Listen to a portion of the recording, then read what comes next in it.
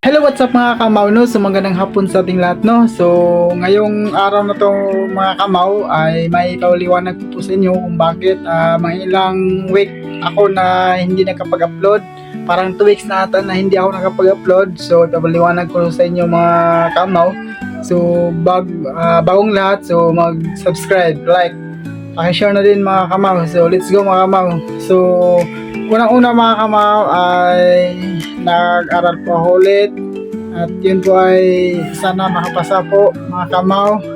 At siyempre kaya na din hindi nakapag-upload dahil nabisi pa ako sa trabaho ko dito. So sana supportahan niyo po din ako at magkita-kita tayo dito sa ibaba mga kamaw.